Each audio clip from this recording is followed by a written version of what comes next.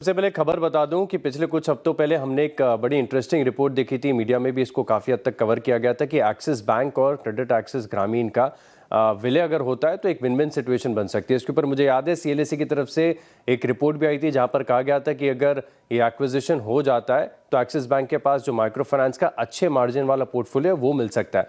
हालांकि इसको लेकर दोनों स्टॉक्स में काफ़ी बज़ देखने को मिला था, लेकिन अब फाइनली क्लैरिफिकेशन यहाँ पर आते हुए नजर आ रहा है और एक्सिस बैंक की तरफ से डिनाइल आ गया। अब ये डिनाइल में कह रहे हैं ना तो कोई बिड सबमिट किया है ना इंटेंट करते हैं आगे जाकर ये एक्विजिशन करने के लिए, तो इसी के चलते दोनों स्टॉक रडार पर रहेंगे। और हाल में अगर आप देखें तो सबसे बड़ी खबर यहाँ पर ये निकल कर आ रही है कि एक और तेजस विमान जो है वो यहाँ पर कुछ मीडिया रिपोर्ट्स बता रही कि क्षतिग्रस्त हो गया है।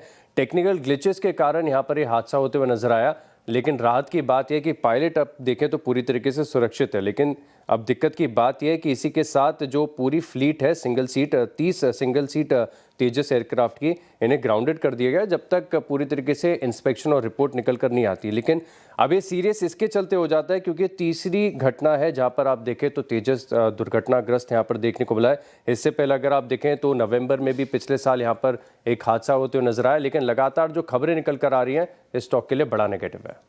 ओके, हिंदुस्तान भी फोकस में रहेगा। कारण ये है कि इनकी जो ग्रीस की इकाई है यहाँ पर यूएसएफडी की तरफ से इंस्पेक्शन देखने को मिला था और ये जीएमपी इंस्पेक्शन हुआ था, लेकिन इस इंस्पेक्शन के बाद आप देखें तो ऑफिशियल एक्शन इंडिकेटेड ये स्टेटस दिया गया है। एक वॉलंटरी एक्शन इंडिकेटेड होता है जो कि थोड़ा सा न्यूट्रल होता है। ऑफिशियल एक्शन इंडिकेटेड जब ये होता है तो थोड़ा सा नेगेटिव होता है स्टॉक के लिए।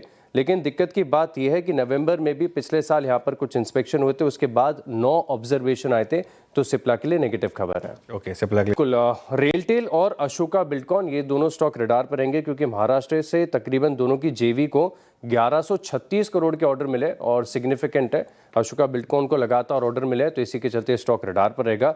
गोदरेज प्रॉपर्टीज इस स्टॉक पर भी आप नजर रख सकते हैं। कारण यह है कि मुंबई से एक सटा इलाका है थाने, जहां पर आप देखें तो ये एक रेसिडेंशियल प्रोजेक्ट डेवलप कर रहे हैं 18 एकड़ में। इसकी जो ग्रॉस डेवलपमेंट वैल्यू निकल कर आ रही है, जो रेवेन्यू पोटेंशियल है 7,500 करोड़ है, सिग्निफिकेंट है।